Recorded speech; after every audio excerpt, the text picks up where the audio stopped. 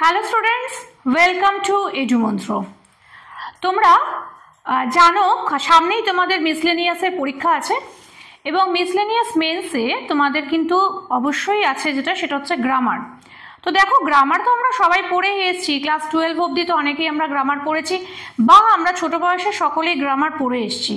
কিন্তু গ্রামার পড়তে গিয়ে এখন এত দিন পরে যেটা সমস্যা হচ্ছে কি, যে এই গ্রামার পড়ার সময় যেটা আগে পড়ে এসেছিলাম আর এখন যেটা পড়তে যাচ্ছি দুটোর মধ্যে অনেকটা সময়ের ব্যবধান হয়ে গেছে। তো আমরা হয়তো একটু ভুলে গেছি। তো আজকে আমরা যেটা করব সেটা হচ্ছে যে এই ক্লাসে আমরা একটু গ্রামারটাকে প্র্যাকটিস করব। এগুলো কিন্তু তোমরা সকলেই জানো, প্রত্যেকে জানো যে গ্রামার কি ছিল, কেমনভাবে ছিল, এবং তোমরা মুখস্থ করেছো, পরীক্ষা দিয়েছো, সব কিছুই করেছো। তবে ওই সময়ের ব্যবধানে যে পলিটা পড়েছে সেই পলিটা দূর করার জন্য আজকে আমরা এই ক্লাসে আসছি। চলো আমরা এবার দেখে নিই আজকের ক্লাসের আমাদের বিষয় কি আছে। আচ্ছা, আজকের ক্লাসের আমাদের বিষয় আছে বাগধারা বা প্রবাদ প্রবচন। এই বাগধারা বা প্রবাদ প্রবচন কি, এটা নিয়ে আগে একটু আলোচনা করব, তারপর আমরা কিন্তু ক্লাসে যাব। তো প্রথমে বলি যে বাগধারা বা প্রবাদ প্রবচন হচ্ছে এমন এক কিছু কথা, যে কথাগুলো আমরা কিন্তু রোজ প্রত্যেক দিন কোনো না কোনোভাবে বিভিন্ন ক্ষেত্রে ব্যবহার করে থাকি।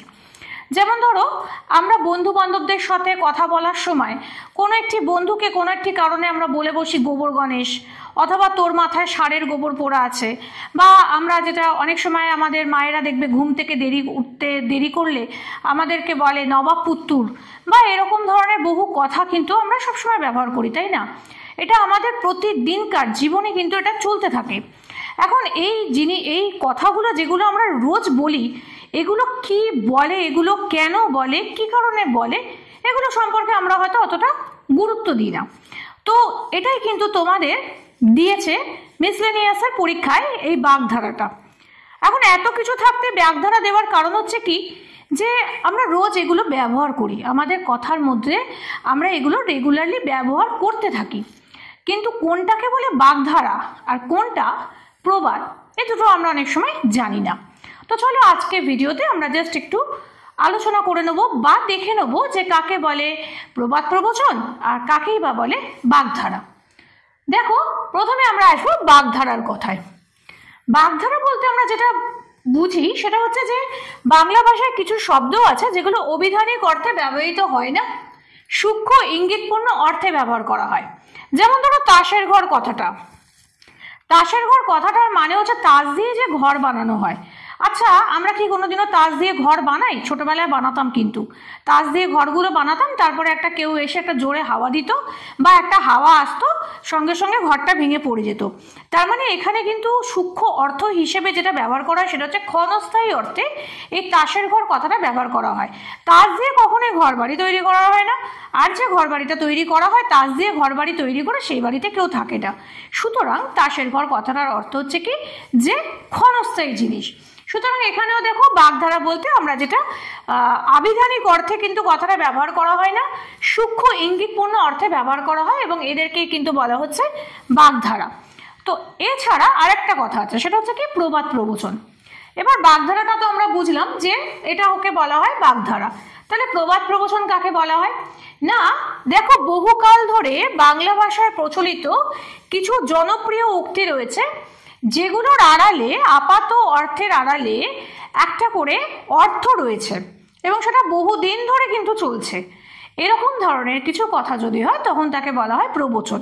সুতরাং এদের দুজনকে মধ্যে একটা ছোট্ট পার্থক্য আছে, বুঝতে পারলে পার্থক্যটা হলো, দেখো, ওটা দুটো কিন্তু ছোট্ট একটা কয়েকটা শব্দ, দেখো কিছু শব্দ, আর এখানে আমরা বলছি যে জনপ্রিয় উক্তি মানে কি হলো, যে একটা লম্বা কথা, মানে অর্থাৎ একটা প্রায় বাক্যের মতনই একটা অংশ, যেটার কিন্তু বহুদিন ধরে চলে আসছে, এবং এর অর্থটা আমাদের কাছে ওই প্রবাদের অর্থ হিসেবেই চলে আসছে, অর্থাৎ ওর যে মূল অর্থটা সেটা কিন্তু ব্যবহার করা হচ্ছে না।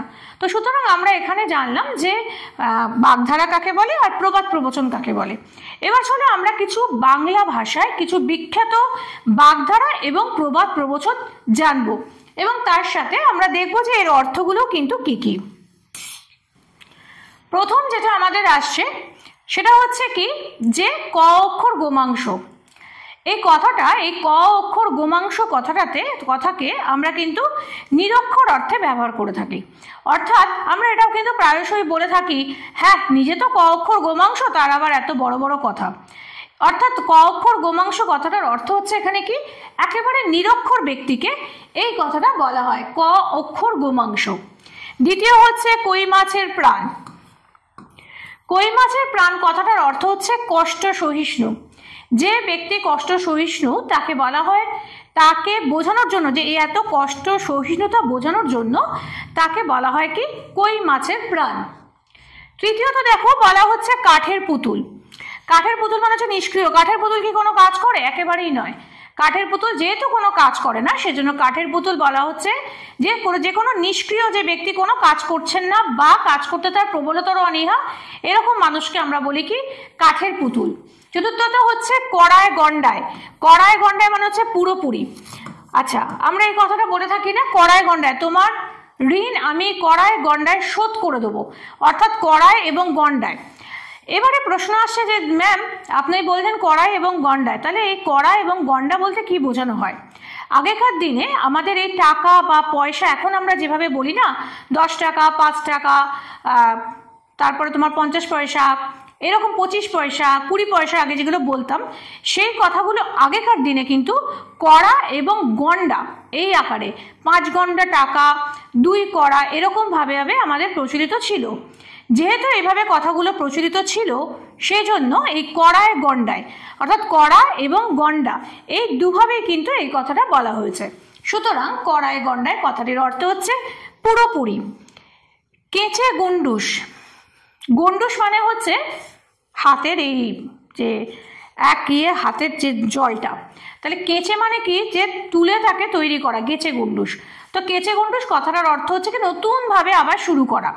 অনেক জিনিস হয় এরকম যে আমরা হয়তো ভুলেই গেছি সে জিনিসটা করতে, নতুন করে কারুর তাড়নায় বা কোনো একটা কারণে আমরা সেটাকে নতুনভাবে আবার পরিপূর্ণভাবে শুরু করছি। যদি এরকম কিছু হয় তখন তাকে আমরা বলি কেঁচে গন্ডুস। একটা কথা বলি পড়াতে, সেটা হচ্ছে যে দেখো তোমরা যখন পড়তে যাবে তখন কিন্তু খুব শক্তভাবে এটাকে যদি পড়ে আর তারপরে যদি মুখস্থ করতে যাও তাহলে কিন্তু একটু সমস্যা হয়ে যাবে। অতএব খুব আনন্দ করে মজা করে যদি এই প্রত্যেকটা কথাগুলোর অর্থগুলোকে ভেবে একটা করে বাক্য তৈরি করে রাখতে পারো মাথায়, তাহলে কিন্তু তোমাদের বুঝে রাখতে সুবিধা হবে। কারণ যেহেতু এগুলো অনেকদিন ধরে আমরা পড়ার পরে ভুলে গেছি এবং মনে নেই, সেই জন্য তোমাদের বেস্ট যেটা সিস্টেম সেটা হচ্ছে কি, আমি তো এখানে অর্থগুলো বলে দিলাম বা 2-4টে আমি মানেও বলে দিলাম, কোথা থেকে আসছে সেটাও বলে দিচ্ছি, কিন্তু তার সঙ্গে তোমাদের সবথেকে ভালো সিস্টেম হচ্ছে যেটা, সেটা হচ্ছে কি যে এইগুলোর সঙ্গে সঙ্গে একটা করে বাক্য নিজেরা তৈরি করে রাখো। এবং তৈরিগুলো হচ্ছে কিনা সেটা কিন্তু অবশ্যই কমেন্ট করে জানিও। কেষ্টবিষ্টু। কেষ্টবিষ্টু কথাটা মানে হচ্ছে গণ্যমান্য ব্যক্তি। আমি কি এক কেষ্টবিষ্টু মানুষ যে আমাকে আবার নিমন্ত্রণ করবে, এরকম ধরনের একটা কথা চলে। বা অনেকজন আগেকার দিনের মানুষজনেরা এই ধরনের কথা বলতো যে হ্যাঁ ওই বাড়িতে ওই অমুকের মেয়ের বিয়েতে অনেক কেষ্টবিষ্টু মানুষের আবির্ভাব হয়েছিল। অর্থাৎ কেষ্টবিষ্টু মানে হচ্ছে গণ্যমান্য ব্যক্তি। আর কি হচ্ছে যে কেউকেটা। দেখো কেষ্টবিষ্টু আর কেউকেটা এই দুজনেই কিন্তু একই অর্থ, গণ্যমান্য ব্যক্তি। তবে এক্ষেত্রে কি হয়, কেষ্টবিষ্টু এবং গণ্যমান্য ব্যক্তি এই দুটো দুরকম সেন্সে ইউজ করা হয়।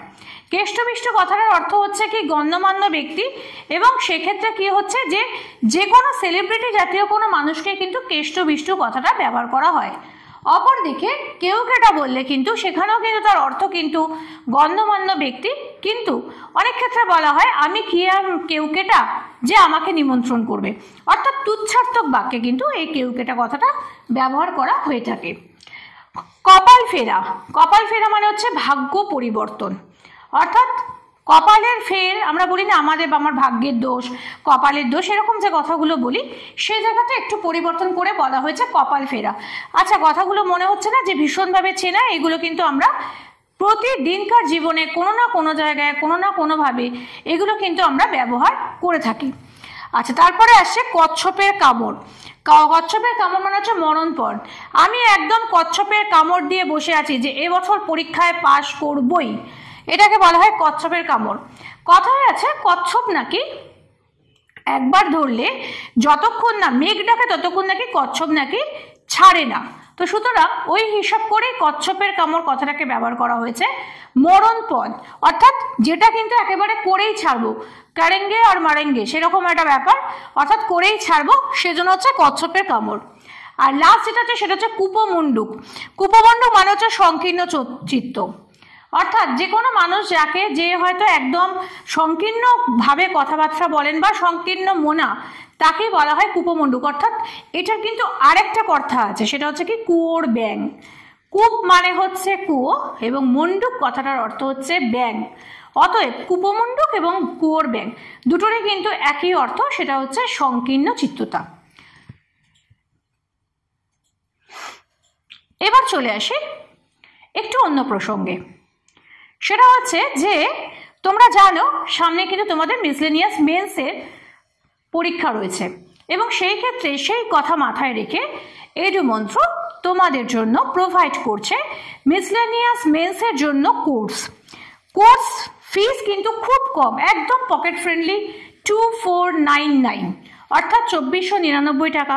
যদি অসুবিধা থাকে তাতেও কোনো সমস্যা নেই, আমরা এখানে ইনস্টলমেন্টে দেওয়ার ব্যবস্থাপনা রয়েছে।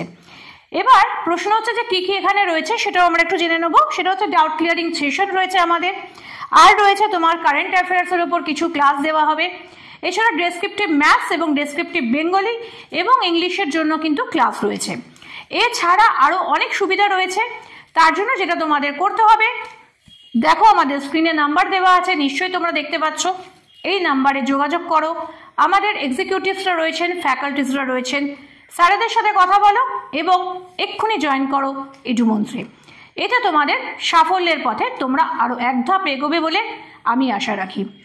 আর শুধু এখানেই শেষ নয়, আমাদের WBCS এর অপশনাল বেঙ্গলির ক্লাস কিন্তু শুরু হয়েছে এবং সেখানে 6 to 8 মান্থ কোর্সে তোমাদের WBCS এর অপশনালের টোটাল পেপারটা রেডি করে দেওয়া হবে। একসঙ্গে যদি তোমরা কোর্স ফিটা জানতে চাও সেটা হচ্ছে 4000। এখানেও তোমাদের সুবিধা দেওয়া হচ্ছে, সেটা হচ্ছে কি যদি কারোর অসুবিধা থাকে কোনো সমস্যা নেই, মান্থলি ফিজেও কিন্তু ব্যবস্থাপনা রাখা আছে এবং সেখানে টোটালি স্টাডি মেটেরিয়ালস অনলাইন অথবা অফলাইন দুটো ক্লাসে কিন্তু রকম ক্লাসে কিন্তু প্রোভাইড করা হচ্ছে। যে যেখান থেকে পারবে, যার যেখান থেকে সুবিধা সে সেখান থেকে ক্লাস করতে পারবে এবং যে কোনো সমস্যার জন্য আমরা তো রইলামই। তার জন্য যেটা করতে হবে সেটা হচ্ছে কিন্তু আগেই বলেছি, স্ক্রিনে দেওয়া নাম্বারে ঝটপট ফোন করো এবং নিজের কেরিয়ারকে আরও পোক্ত করার জন্য জয়েন করো এডুমন্ত্রে। পড়াচ্ছিলাম আমরা প্রবাদ প্রবচন এবং বাগধারা, এটা নিয়ে আমরা আলোচনা করছিলাম। তো আবার আমরা ফিরে আসছি এবং দেখো এই কথাগুলো তোমরা অনেকেই শুনে রেখেছো। কান ভাঙানো, কান ভাঙানো কথাটা মানে অর্থাৎ হচ্ছে বিশ্বাস উৎপাদন। তো এটা তো আমাদের যুগে যুগে চলে আসছে। কান ভাঙানো অর্থাৎ একজনের নামে আর একজনের সম্পর্কে বলা, হ্যাঁ, আর একজনের সম্পর্কে অন্যজনের কাছে কিছু বলা। খুব পাতি কথায় কিছু কথা আমরা ব্যবহার করে থাকি, যেমন ওই এখন যারা ইয়ং জেনারেশন তোমরা যারা আছো তারা বলে থাকো চুকুলি কাটা, ঠিক সেই ওই ব্যাপারটাই বাংলা ভাষায় কিন্তু একটা কথা দেওয়া রয়েছে, সেটার নাম হচ্ছে কান ভাঙানো। কাঁঠালের আমসত্ত্ব, আচ্ছা আমসত্ত্ব তো আমেরই হয়, কাঁঠালের হয়, তাহলে তো সেটা কাঁঠাল সত্ত্ব হয়ে যেত, তাই না? তাহলে কাঁঠালের আমসত্ত্ব কখনোই সম্ভব নয়। সুতরাং এটা হচ্ছে অসম্ভব ব্যাপার। অর্থাৎ পুরো জিনিসটাকে যদি আমরা একটু বুঝে পড়ি বা একটু ভেবে পড়ি, দেখো খুব শক্ত লাগছে কি, মনে তো হয় না, ভীষণ ইজিয়েস্ট একটা ব্যাপার। হ্যাঁ, এবং সবসময় এখানে কিন্তু মাথায় রাখতে হবে কুম্ভীরাশ্রু বা কুমিরের কান্না দুটোই কিন্তু একই অর্থ, যেটা হচ্ছে মিথ্যা শোকের ভাব। আমার একটু দুঃখ হচ্ছে না, একটু কষ্ট হচ্ছে না, কিন্তু আমি এখানে কি করছি, কুমিরের চোখের জল, অর্থাৎ কুমির একটা শিকার ধরার পর তার কখনো চোখের জল পড়ে না, কিন্তু এখানে কি হচ্ছে যে সে দেখাচ্ছে বাইরে যে আমার খুব কষ্ট হচ্ছে। তো সেটাই এখানে বোঝানো হচ্ছে কুম্ভীরাশ্রু বা কুমিরের কন্যা। কারো পৌষ মাস কারো সর্বনাশ, একজনের সুখ অন্যের দুঃখ, অর্থাৎ কারোর খুব ভালো সময় পৌষ মাস, পৌষ মাসে কি হয়, পিঠে পার্বণ হয় বা এরকম লোকে বেড়াতে যায়, ঘুরতে যায়, আনন্দের সময়। অপরজনের কারোর হয়তো দেখা যাচ্ছে যে এই সময়টা তার জন্য ভীষণ খারাপ, তো সেই অর্থ করেই এখানে বলা হয়েছে কারো পৌষ মাস কারো সর্বনাশ। আচ্ছা, তারপর হচ্ছে কিল খেয়ে কিল চুরি করা, গোপনে অপমান হজম করা। কেউ আমাকে অপমান করে গেল, আমি বুঝতে পারলাম যে আমাকে অপমান করলো, কিন্তু সেটা এমনভাবে কিছুটা হলো যে আমি সেটা সর্বসমক্ষে বলতে পারলাম না। অতএব সেখানে আমার ঘটনাটা কি হলো, আমি কিল খেলাম কিন্তু তার সঙ্গে কিলটা চুরি করতে বাধ্য হলাম। কলুর বলদ, পরনির্ভরশীল ব্যক্তি। অর্থাৎ কলু যে বলদকে রাখে ঘানি থেকে তেল বার করার জন্য, তার কোনো ক্ষমতা থাকে না, সে শুধু কাজটা করে যায়। অতএব কলুর বলদ কথাটার মধ্যেও কিন্তু সেই অর্থই রয়েছে, যেখানে সে শুধু কাজ করে যাচ্ছে। এর ওপরে কিন্তু একটা সেন্টেন্স তৈরি করে অবশ্যই কমেন্ট করবে।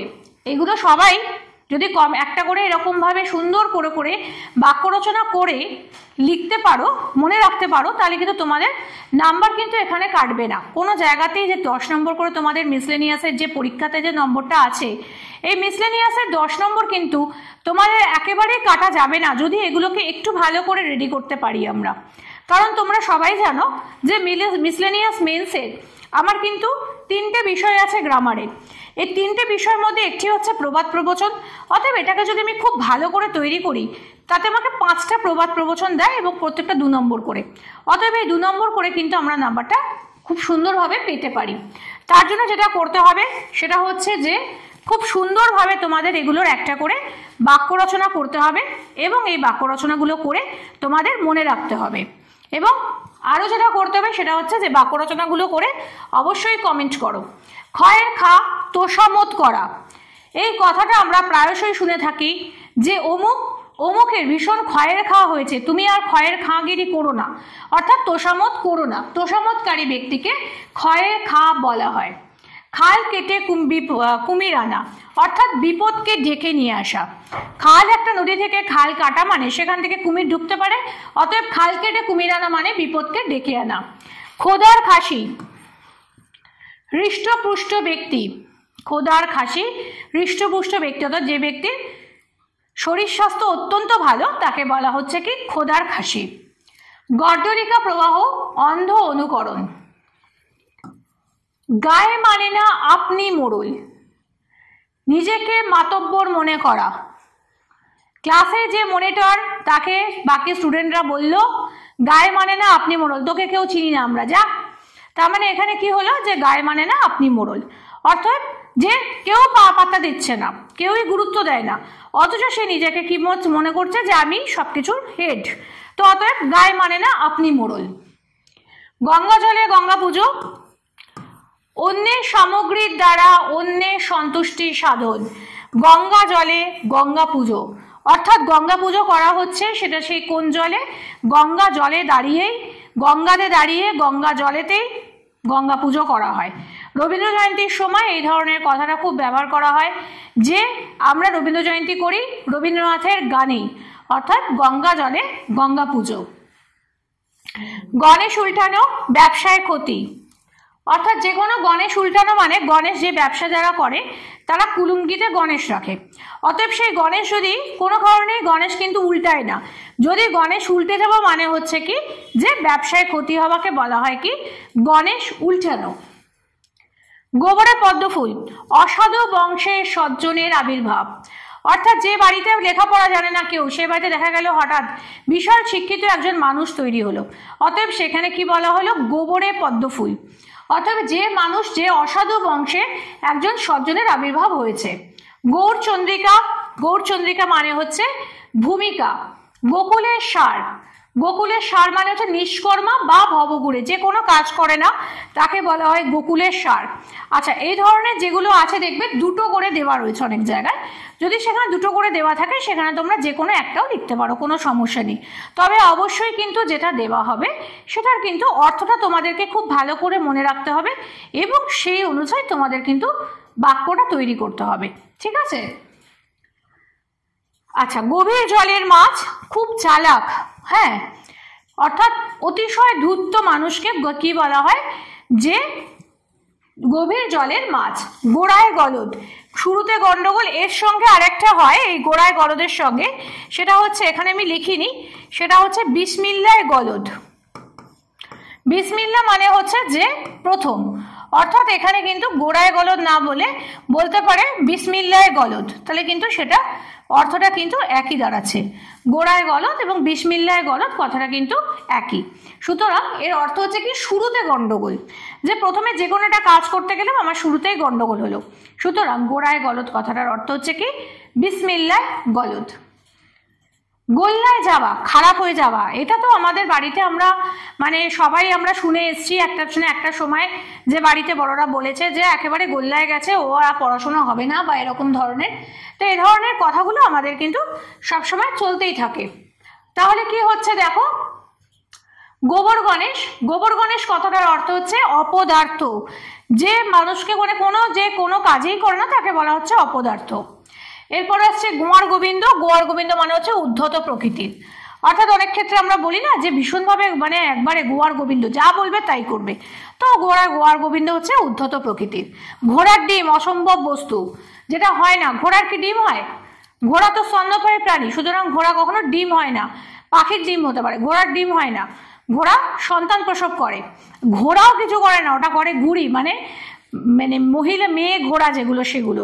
সুতরাং ঘোড়ার ডিম, ঘোড়া কখনো তো তার সন্তানও প্রসব করে না আর ডিমও হয় না, সুতরাং ঘোড়ার ডিম কথাটা মানে কি অসম্ভব বস্তু।